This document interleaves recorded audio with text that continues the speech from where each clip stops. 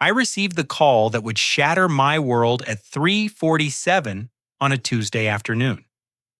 My wife Sarah had been driving our 7-year-old son Tommy home from soccer practice when a delivery truck ran a red light and slammed into the passenger side of our Honda Civic. Sarah died instantly from the impact. Tommy was airlifted to Children's Hospital with severe brain trauma fighting for his life in the intensive care unit. Standing in that sterile hospital corridor, my hands trembling as I held my phone, I dialed my parents' number. I needed them. I needed family. Instead, my mother's voice came through cold and irritated. "Joshua, we can't deal with this right now. It's your sister Amanda's birthday party, and we've already paid for the catering." My father's voice echoed in the background. "The whole family's here, son. Can't this wait until tomorrow?" I hung up without another word, staring through the ICU window at my unconscious boy, realizing that a birthday party mattered more to them than their daughter-in-law's death and their grandson's fight for survival. The first night alone in that hospital waiting room felt like drowning in silence. While I called funeral homes with a voice that barely functioned, while I held vigil beside Tommy's motionless form, connected to machines that beeped his fragile heartbeat into existence, my parents were somewhere across town celebrating with champagne and birthday cake. I managed to reach Sarah's parents in Oregon around midnight. Her mother Marie sobbed so hard she couldn't speak, while her father Frank's voice cracked as he promised they'd drive straight through to be here by Thursday morning. They couldn't afford plane tickets on their retirement budget, but they'd find a way to help however possible. The funeral director, Mrs. Patterson, met me at 7 the next morning. She was a gentlewoman in her 60s who'd been helping families through grief for over 30 years. When I explained that Sarah's parents couldn't arrive until later in the week and mine weren't available, she didn't ask questions. Instead, she offered payment plans and connected me with a support group for parents of critically injured children. Tommy's condition remained critical. Dr. Stevens, his neurologist, explained that the next 72 hours would determine whether my son would wake up, and if he did, what kind of functioning he might retain. The words severe traumatic brain injury echoed in my mind as I tried to process insurance paperwork while monitoring every beep and flutter of Tommy's vital signs. But it was checking social media that delivered the crushing blow I hadn't expected. They're posted just hours after I'd called them with news of Sarah's death and Tommy's critical condition were dozens of photos from Amanda's birthday celebration. My parents beamed as they presented her with a brand new red Mustang convertible in the restaurant parking lot. The images showed an elaborate dinner at Morton's Steakhouse, complete with a custom cake shaped like a designer purse and champagne toasts captured in high definition. The timestamps on the photos showed they'd been uploaded throughout the evening, starting just 2 hours after my desperate phone call. Comments poured in with birthday wishes and congratulations on the expensive car gift. "Such generous parents," one family friend had written. "Lucky Amanda gets the best of everything," wrote another. My sister called at 11:30 that night, her words slurring from too much birthday champagne. "Joshua, you totally ruined my special day calling with all that drama," she complained. "Everyone was asking about the accident instead of focusing on me. Do you know how much Mom and Dad spent on this party? And now it's all anyone wants to talk about." I listened in stunned silence as she continued. "Couldn't you have waited until tomorrow to call with this stuff? It's just so typical of you to make everything about yourself when it's supposed to be my day." When I finally found words, they came out as a whisper. "Amanda Sarah is dead. Tommy might die tonight." Well, that's really sad and all, but what am I supposed to do about it? I can't bring her back and I'm not a doctor. You called at the worst possible time and now my birthday is ruined. I ended the call and blocked all their numbers. Sitting in that plastic hospital chair watching my son's chest rise and fall with mechanical assistance, I understood something fundamental about my family that I'd spent 32 years trying not to see. The overnight nurse, a man named Brad, who'd been working pediatric intensive care for 15 years, brought me coffee around 2 in the morning. Been doing this job long enough to spot the parents who are going it alone, he said quietly. Your boy's strong. I can see it in how he's fighting. Kids that age, they're tougher than we think. Brad stayed 20 minutes past his shift to explain the machines what each sound meant, how to read the monitors. His kindness from a stranger filled a space that my own family had abandoned. Mrs. Patterson returned the next morning with paperwork for Sarah's arrangements and a folder of resources for families dealing with pediatric trauma. Sometimes the people we expect to catch us when we fall aren't there, she said, setting a gentle hand on my shoulder. But there are others who will. You just haven't met them all yet.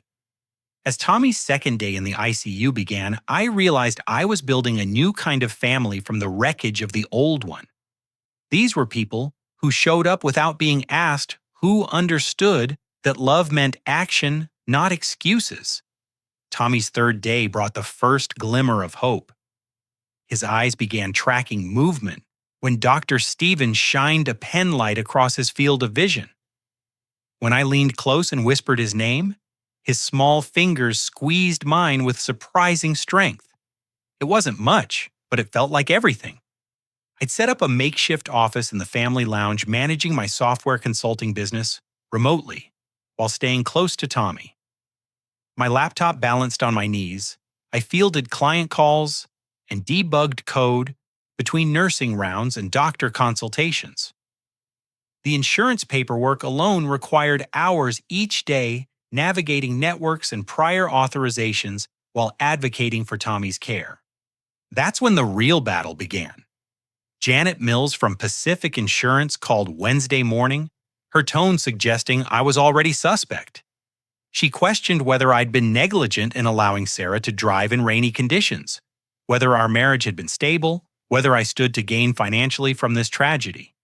Each question felt like a scalpel, dissecting my life for evidence of fraud. Mr. Coleman, we need to investigate all angles before approving coverage for your son's extended care, Mills explained with practiced efficiency. Cooperation with our investigation will expedite the approval process. Resistance might suggest you have something to hide. Before I could respond to this thinly veiled threat, my parents appeared in the ICU doorway. I hadn't seen or heard from them since hanging up on their birthday party priorities 3 days earlier. My mother, Carol, burst into the room like a tornado of manufactured emotion. She threw herself across Tommy's bed, wailing loudly enough to disturb patients in neighboring rooms. My poor grandson, she sobbed theatrically. Why didn't anyone call us sooner? My father, Robert, stood behind her, arms crossed, wearing his most intimidating business expression. This is unacceptable, Joshua. We're his grandparents. We have rights. You can't just cut us out of medical decisions. I stepped between them and Tommy's bed. You made your priorities clear on Tuesday night. I needed you, and you chose Amanda's party. That's ridiculous. Carol snapped, her tears evaporating instantly. We came as soon as we could arrange our schedules. Now we need to be listed as emergency contacts, and I want full access to his medical information. When I refused, Robert's voice turned threatening. We'll see about that. There are legal options for grandparents who are being unreasonably excluded from their grandchild's care, especially when the father is clearly struggling to cope. They stayed for 2 hours, Carol, alternating between dramatic sobbing and aggressive questioning of the medical staff. She cornered Dr. Stevens in the hallway, demanding to know Tommy's exact prognosis, potential limitations, and what kind of settlement we might expect from the insurance company. Brad, the night nurse working an extra shift, finally asked them to lower their voices after other families complained. Carol turned on him with fury. Don't you tell me how to grieve for my grandson? This is a family matter. Ma'am, this is a children's hospital, Brad replied calmly. Every family here is dealing with the worst day of their lives. Your grandson is one of 28 critically injured kids on this floor. We need to respect that. After they left, Dr. Stevens found me in the family lounge. I've been practicing pediatric neurology for 18 years, he said quietly. I can usually tell which families will help a child heal and which ones will create additional stress. Your instincts about protecting Tommy are correct. The community support that began emerging stood in stark contrast to my family's chaos. Sarah's best friend Michelle organized a fundraiser through her church and social media networks. Local businesses donated gift cards, meals, and services. Strangers sent cards and prayers. By the end of the week, the GoFundMe account had raised $12,000 for Tommy's medical expenses. Michelle brought me home-cooked meals and clean clothes sitting with Tommy when I needed to shower or handle business calls. Sarah was like my sister, she explained. That makes you and Tommy my family now too. My employer, recognizing my situation, offered extended leave and continued health insurance coverage. Coworkers volunteered to cover my client responsibilities, ensuring my business wouldn't suffer during Tommy's recovery. Friday afternoon brought another call from Janet Mills. This time her questions were more specific and more troubling. She'd somehow obtained detailed information about my marriage, my finances, and my parents' concerns about my mental state following the accident. Your family has reached out to express concerns about your decision-making during this traumatic time, Mills informed me. They've provided valuable context about your recent behavior patterns and isolation tendencies. The betrayal hit like a physical blow. My parents weren't just abandoning me during the crisis, they were actively sabotaging Tommy's insurance coverage. Their sudden appearance at the hospital hadn't been about family support. It had been reconnaissance for insurance investigators. As Friday evening turned to night, Tommy's eyes followed me around the room with increasing awareness. Dr. Stevens cautiously suggested we might see more improvements over the weekend. He's fighting hard, the doctor observed. Kids his age have remarkable neuroplasticity. The brain can rewire itself in ways that surprise us. I held Tommy's hand as machines hummed their electronic lullabies around us. Outside this room, insurance companies conspired to deny his care, and my own parents plotted against us. But inside this space, my son was fighting to come back to me, and strangers were becoming the family we needed. Monday morning shattered what little stability I'd managed to build. Patricia Williams, Tommy's assigned social worker, arrived during breakfast with an expression that immediately set me on edge. She'd received troubling reports about my mental state and ability to care for Tommy during his recovery. Your parents contacted our department expressing serious concerns. Patricia explained, consulting her notes with uncomfortable precision. They've documented erratic behavior, including cutting off all family communication, making irrational medical decisions without consultation, and showing signs of a mental breakdown that could endanger your son's well-being. I stared at her in disbelief. They prioritized a birthday party over their grandson's life-threatening injuries. I blocked their phone numbers after they refused to help during the worst night of my life. They've provided a different account, Patricia continued. They describe desperate attempts to offer support that you've rejected while isolating Tommy from his extended family. They're concerned about your judgment and emotional stability. Before I could process this betrayal fully, Tommy's physical therapist arrived for his first post-coma session. My son had awakened Sunday evening confused and frightened, but beautifully, miraculously alive. His first word had been, "Daddy," and I'd cried harder than when he was born. We were halfway through Tommy's exercises when a man in an expensive suit approached with official documents. "Mr. Coleman, I'm serving you with emergency custody papers filed on behalf of Robert and Carol Coleman." My hands shook as I read the legal filing. My parents' attorney, a man named Henderson, had crafted a devastating portrait of my mental state. The document claimed I was suffering from severe psychological distress, manifesting in paranoid isolation, irrational decision-making, and potential danger to the minor child's physical and emotional welfare. The petition cited my blocking of family phone numbers as evidence of paranoid behavior. It referenced my suspicious insurance policies and suggested I might be financially motivated in Tommy's treatment decisions. Most damaging, it claimed I'd made threats against family members and exhibited increasingly erratic and potentially violent behavior. Tommy watched with wide, confused eyes as I read about myself becoming a danger to him. "Daddy, why are you sad?" he asked in the small, halting voice that was still recovering from his brain injury. "I'm not sad, buddy. I'm just reading some boring papers. You focus on getting stronger, okay?" But the papers weren't boring. They were terrifying.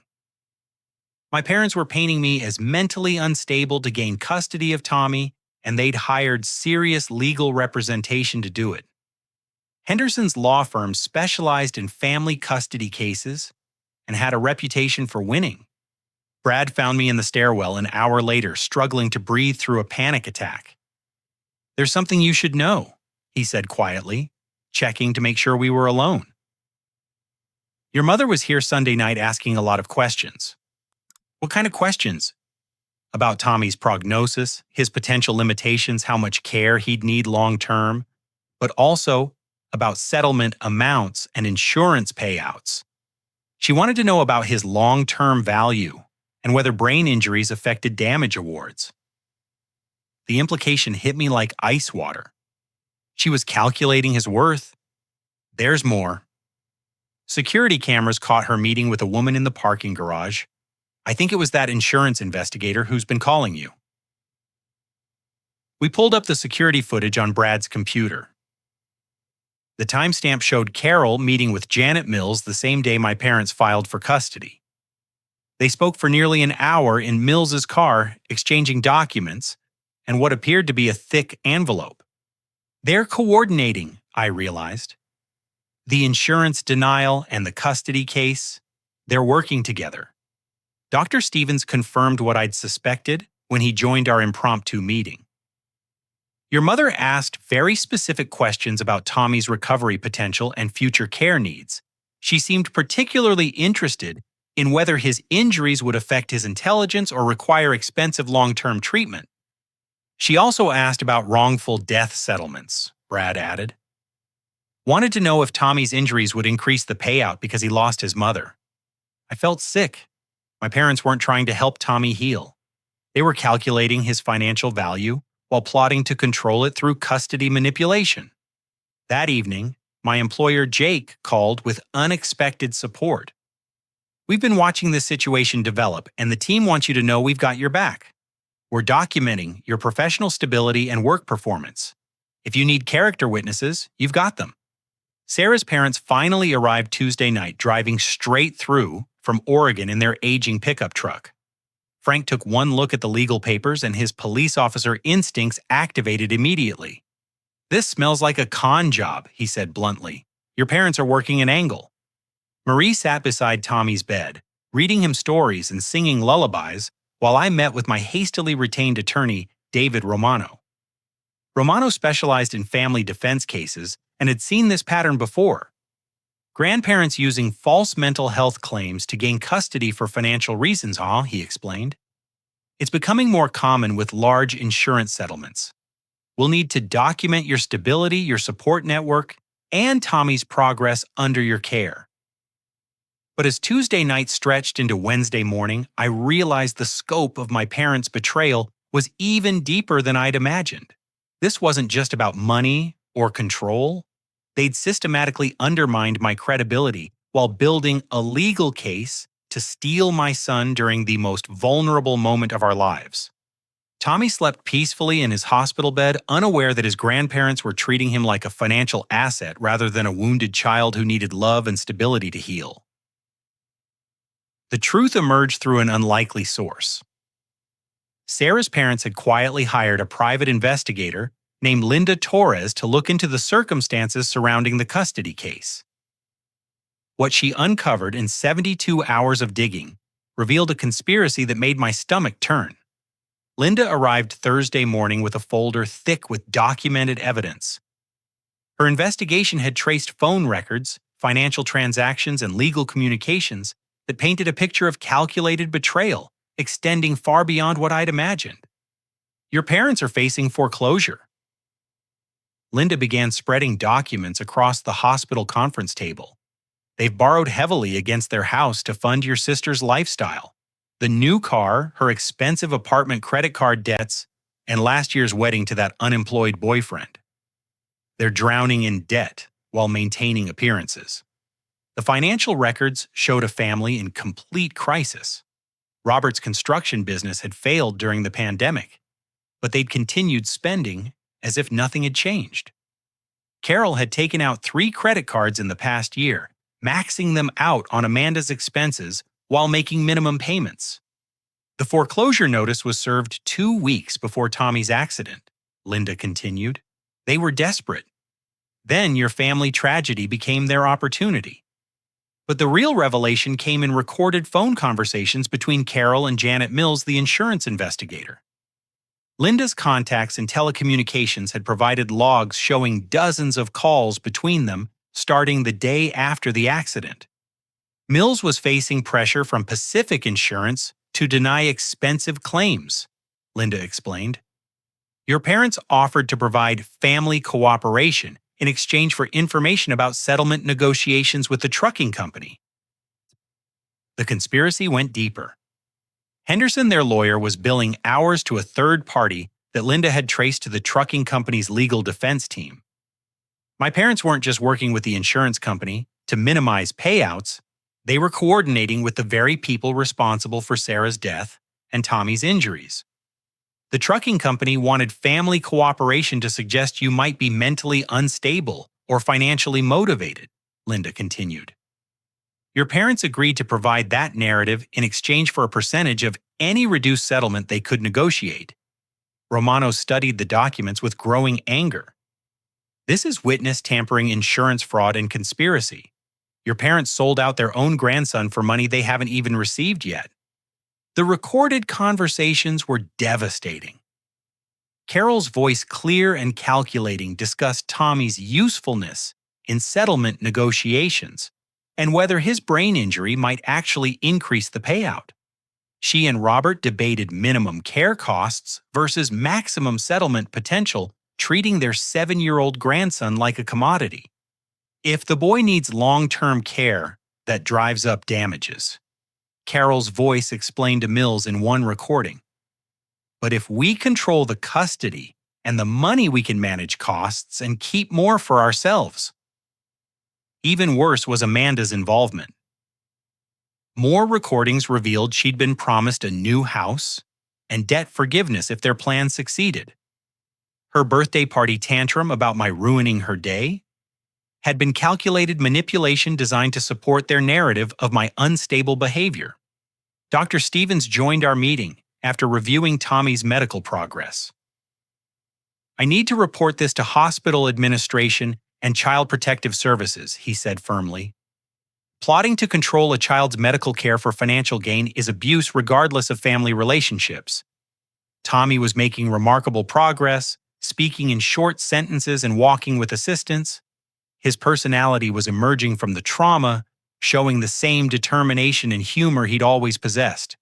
Watching him work with physical therapists, none of us could understand how anyone could see dollar signs instead of a brave little boy fighting to recover.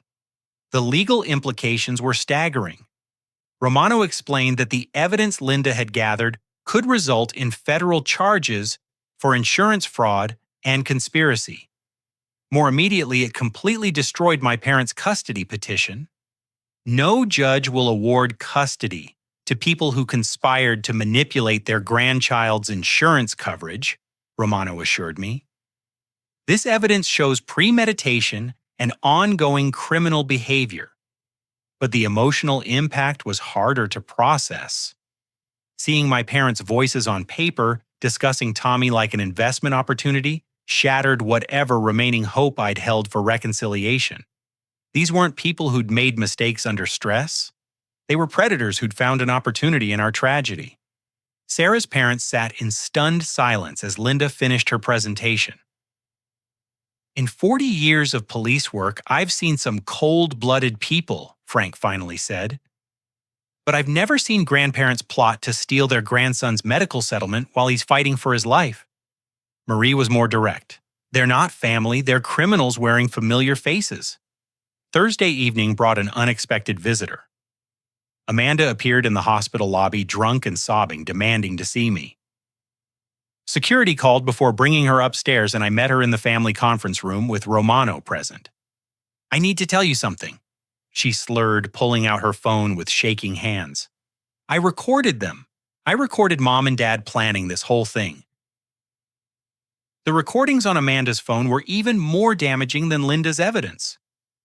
Conversations from their house showed Carol and Robert calculating settlement amounts, debating custody strategies, and planning how to split the money once they gained control. "We can set up a trust account with us as trustees," Robert's voice explained in one recording. "The boys' medical expenses are tax deductible, so we'll show high care costs while keeping actual expenses minimal. The difference goes to paying off our debts." Amanda had been recording her parents for weeks initially to protect herself from their financial manipulations. "They were going to throw me under the bus too once they got the settlement money," she admitted.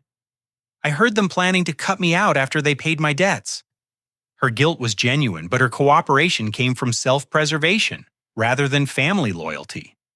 Still, her evidence was the final piece that would destroy any remaining credibility my parents might claim.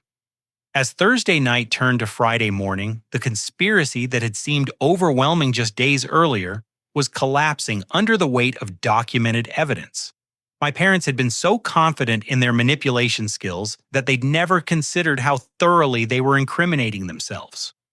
Tommy slept peacefully, unaware that his recovery had become a battleground between people who saw him as a person and others who saw him as a paycheck. But now, the battle lines were clearly drawn, and the evidence was overwhelmingly in our favor. Friday morning brought a breakthrough that shifted everything in our favor. Amanda's phone recordings had continued beyond her parents' financial plotting, capturing conversations that revealed the full scope of their manipulation network. The most damaging recording was Carol's phone call with Henderson's law office discussing strategy for the custody case. Her voice was clear and calculating as she described manufacturing evidence of my mental instability. "We need documented incidents of erratic behavior," Carol explained to Henderson's paralegal. "I'll create a timeline of concerning interactions, and Robert will get statements from family friends about Joshua's changed personality since the accident." But the recording that made Romano smile was Carol coordinating with Janet Mills to delay Tommy's insurance approvals until after the custody hearing. "If we can show that Joshua can't handle the medical bureaucracy and bills are piling up, it supports our case that he's overwhelmed and incapable."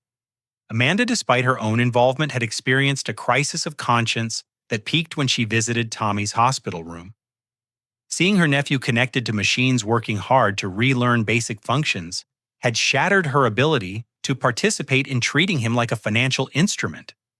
"When I saw Tommy drawing pictures for you with his left hand because his right side is still weak," Amanda sobbed, "I realized what we were doing. He's just a little kid who lost his mom and almost died. And we were planning to take him away from you for money." Her cooperation came with conditions and motivations that weren't entirely pure, but her evidence was devastating to our parents' case. Romano immediately filed motions to dismiss the custody petition and initiated proceedings for sanctions against Henderson for ethical violations. The community support network that had formed around our crisis was expanding in unexpected directions.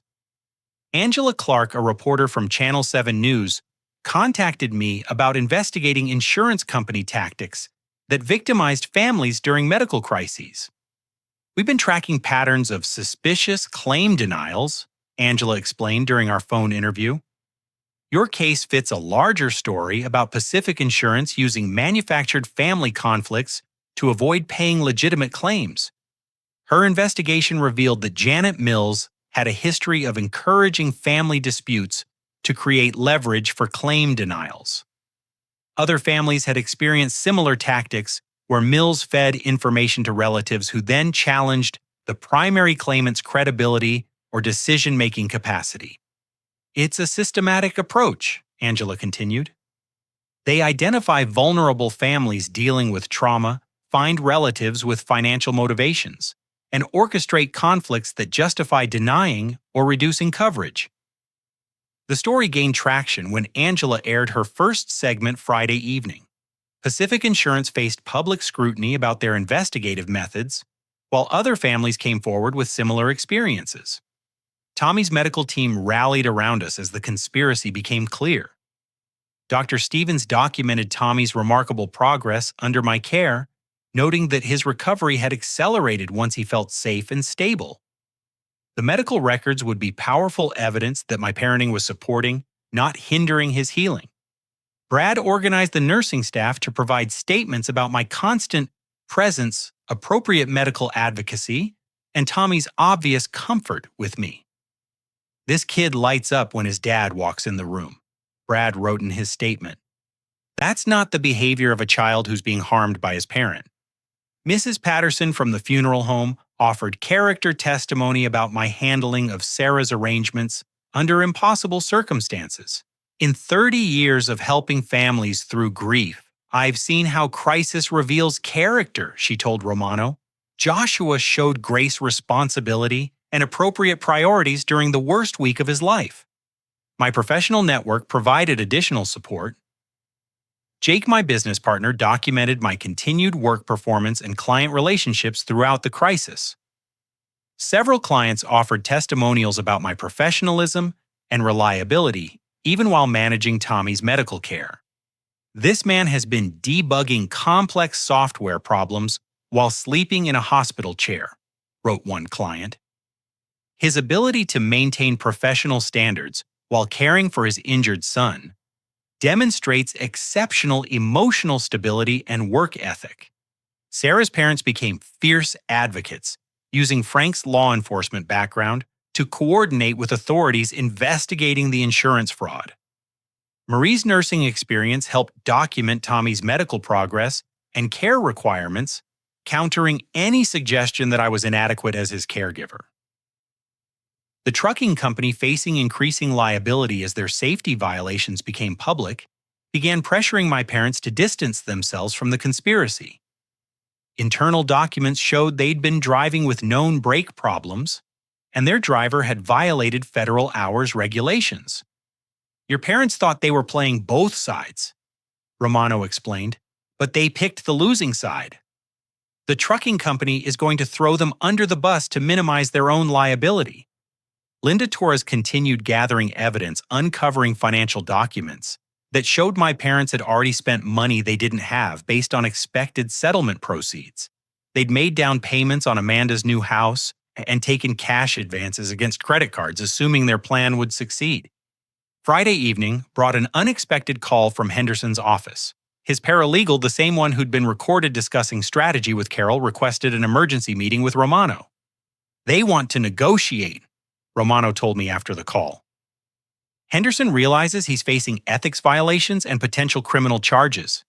He's looking for a way to cut his losses. Tommy's improvement continued accelerating through the week. He was speaking in complete sentences, walking independently for short distances, and showing the same stubborn personality that had defined him before the accident. His drawings were becoming more detailed, often featuring 3 figures he identified as Daddy, Mommy, Angel, and me. The child psychologist, Dr. Martinez, confirmed that Tommy felt secure and loved despite his trauma. "This child shows no signs of distress about his primary caregiver," she reported. "His attachment to his father is healthy and strong. Disrupting that relationship would be harmful to his continued recovery." As the weekend approached, the conspiracy that had seemed so threatening just days earlier was collapsing completely. My parents had overplayed their hand, leaving evidence trails that not only destroyed their credibility, but opened them to serious legal consequences.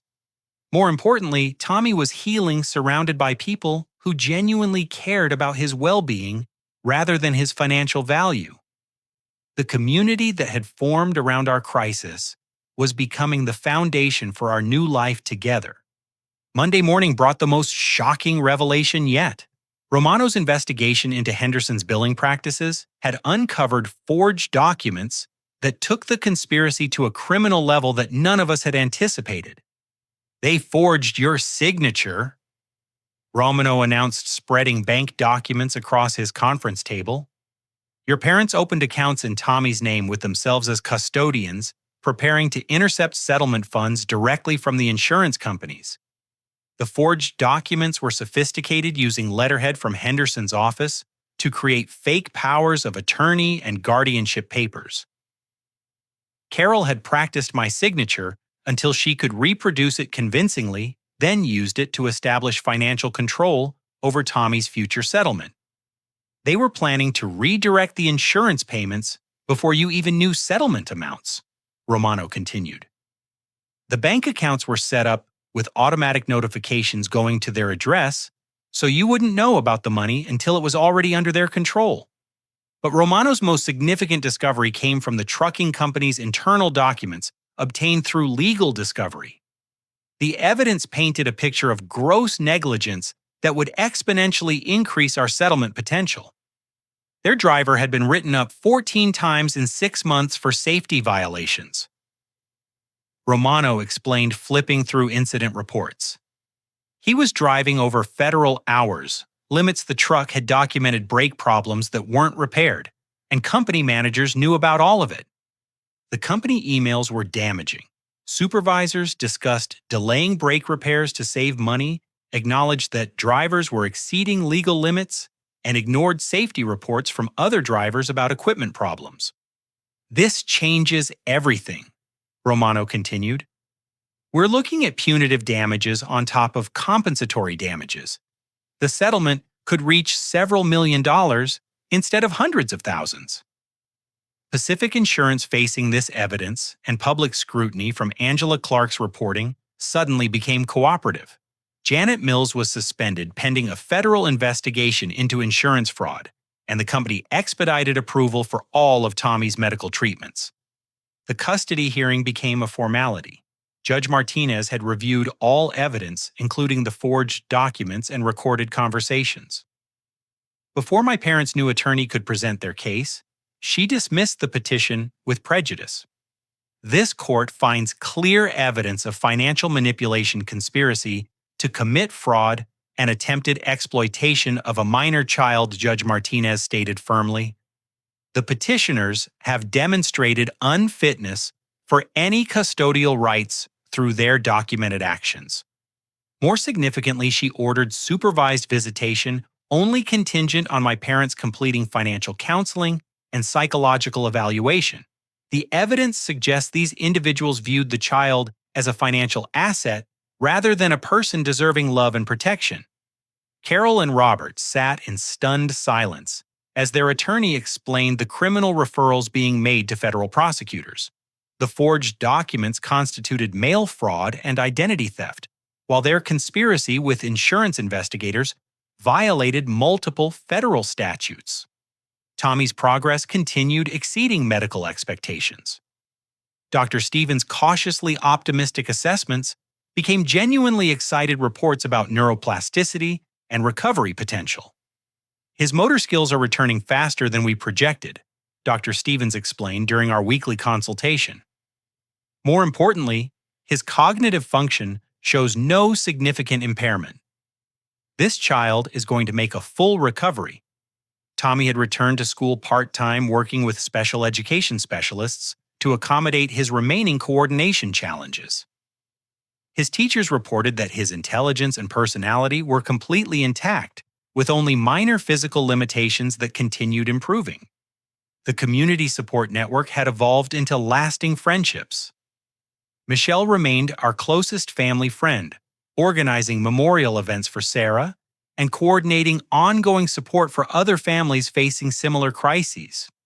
Brad had become Tommy's favorite hospital visitor, bringing small toys and celebrating each milestone in his recovery. Mrs. Patterson invited us to holiday dinners with her extended family, creating traditions that honored Sarah's memory while building new connections. My business thrived despite the crisis, strengthened by clients who appreciated my professionalism under impossible circumstances. Several new contracts came from referrals by clients who respected how I'd handled the situation. The Sarah Memorial Foundation was taking shape with settlement funds that exceeded every projection. The combination of trucking company liability insurance coverage and punitive damages created resources to help hundreds of families navigate medical crises.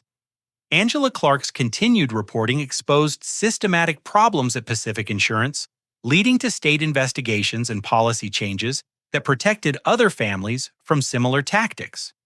Her series won regional journalism awards and created lasting reforms in insurance investigation practices. Amanda faced criminal charges related to the conspiracy, but cooperated fully with prosecutors in exchange for reduced penalties. Her testimony against our parents was detailed and damaging, confirming every aspect of their calculated planning. I recorded them because I was scared they'd turn on me too, she testified in her deposition. They talked about Tommy like he was a lottery ticket instead of their grandson. It was sick, but I was afraid to stop them until I saw what it was doing to him. Frank and Marie had become our chosen grandparents, providing the stable family relationships that Tommy needed while honoring Sarah's memory in healthy ways. Their love came without conditions or financial calculations. As the legal proceedings wrapped up in our favor, the contrast between genuine family and biological relatives became starkly clear. The people who stood by us during crisis had become our real family, while those who shared our DNA had revealed themselves as strangers motivated by greed. Tommy's innocent questions about why his other grandparents couldn't visit anymore led to age-appropriate conversations about people making bad choices and facing consequences. His resilience and forgiveness capacity amazed everyone, but his instinctive preference for people who made him feel safe showed healthy emotional intelligence. The conspiracy that had seemed overwhelming just weeks earlier was completely dismantled, leaving my parents facing criminal charges, while Tommy and I built a new life surrounded by people who genuinely loved us. The final resolution came on a crisp October morning, exactly 6 months after Sarah's death and Tommy's near-fatal injuries. Judge Martinez's courtroom was packed with everyone who had become our chosen family during those dark months. Judge Martinez didn't mince words as she delivered her final ruling. This case represents one of the most calculated attempts at child exploitation this court has encountered. She stated, reviewing the evidence one final time, "The defendants systematically plan to profit from their grandson's tragedy while actively undermining his medical care and emotional stability." Carol and Robert received federal sentences for mail fraud, identity theft, and conspiracy. Carol's 3-year sentence reflected her leadership role in the scheme, while Robert's 2-year sentence acknowledged his cooperation in the final weeks. Both faced restitution requirements and permanent restraining orders preventing contact with Tommy. Henderson lost his law license and faced criminal charges for ethical violations and participating in the conspiracy. The Bar Association used his case as an example of how attorneys can become criminals when they prioritize money over client welfare. Janet Mills received the harshest sentence due to her abuse of investigative authority and pattern of targeting vulnerable families. Her 5-year federal sentence included provisions for victim restitution and permanent prohibition from insurance industry employment. The settlement negotiations concluded with results that exceeded every projection. The trucking company, facing overwhelming evidence of gross negligence and systematic safety violations, agreed to a $7.2 million settlement that included Tommy's future medical needs, educational requirements, and compensation for losing his mother. Pacific Insurance, facing federal investigation and class action lawsuits from other families, settled our claim immediately and implemented policy changes to prevent future investigative abuses. Their $3.8 million payout acknowledged their role in attempting to deny Tommy's legitimate medical coverage. But the real victory was Tommy's recovery. Dr. Stevens pronounced him medically cleared for all normal childhood activities, with only minor coordination issues that continued improving through physical therapy. This child's brain has rewired itself in ways that amaze our entire medical team, Dr. Stevens explained during our final consultation. His determination combined with excellent emotional support created optimal conditions for neurological healing. Tommy had returned to school full-time, excelling academically while making new friends who knew nothing about settlements or conspiracies. His teachers reported a happy, well-adjusted child who occasionally needed extra time with fine motor tasks, but otherwise showed no lasting effects from his traumatic brain injury. The Sarah Memorial Foundation launched with substantial funding and ambitious goals. Mrs. Patterson became our first full-time employee, using her decades of experience to help families navigate grief and bureaucracy simultaneously. Brad joined the foundation as a family advocate coordinator, using his medical background and natural empathy to guide families through pediatric medical crises. His understanding of both hospital systems and emotional trauma made him invaluable to parents facing impossible situations. Angela Clark received national recognition for her insurance industry investigation, leading to congressional hearings and federal legislation protecting families from predatory claim practices. Her reporting had exposed systemic problems that affected thousands of families nationwide. Michelle continued organizing community support networks, expanding beyond our initial crisis to create lasting resources for families dealing with unexpected tragedies. Her natural leadership and genuine compassion made her perfect for coordinating volunteers and donors. The most unexpected development was finding love again with Rachel, Tommy's occupational therapist. Our relationship developed slowly over months of shared concern for Tommy's recovery, built on mutual respect and compatible values.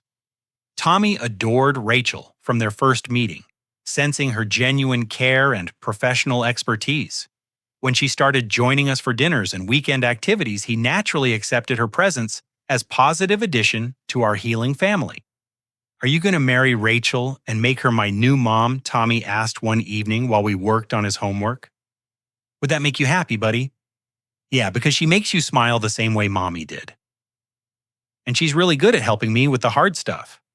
Rachel and I married in a small ceremony surrounded by our chosen family, honoring Sarah's memory while celebrating new beginnings. Tommy served as ring bearer, proud of his role in creating our expanded family unit. Our house became a gathering place for the extended network that had formed during crisis. Sunday dinners included Frank and Marie Michelle, and her family Brad and his partner Mrs. Patterson, and whoever else needed community and connection. Amanda, after serving her reduced sentence and completing counseling programs, approached us about limited reconciliation. Her genuine remorse and documented efforts at personal change led to carefully supervised visits that allowed her to rebuild relationships on healthier foundations. "I know I can never undo the harm I caused," she told us during one of these visits. "But watching Tommy recover and seeing the family you've built made me realize what I'd lost by choosing money over love." Carol and Robert remained completely cut off from our lives. Their letters from prison requesting forgiveness and contact were returned unopened. Tommy occasionally asked about his other grandparents, but accepted our explanation that some people make choices that have permanent consequences. 5 years later, Tommy thrives as a confident 12-year-old who understands that families come in many forms. He knows his story age appropriately and takes pride in our foundation's work helping other children facing medical crises. The Sarah Memorial Foundation has assisted over 300 families, providing financial support, advocacy services, and emotional resources during their darkest times. Each family we help honors Sarah's memory, while proving that tragedy can become purpose when channeled through love rather than greed. Tommy's physical coordination fully recovered, and he excels at soccer, the sport he was returning from, when the accident changed our lives. Watching him score goals and celebrate with teammates represents complete healing from trauma that once threatened to destroy everything. Rachel and I had a daughter, Emma, who became Tommy's cherished little sister and completed our rebuilt family. Tommy's protectiveness and gentleness with Emma reflects the emotional growth he achieved through surviving and overcoming his traumatic experiences.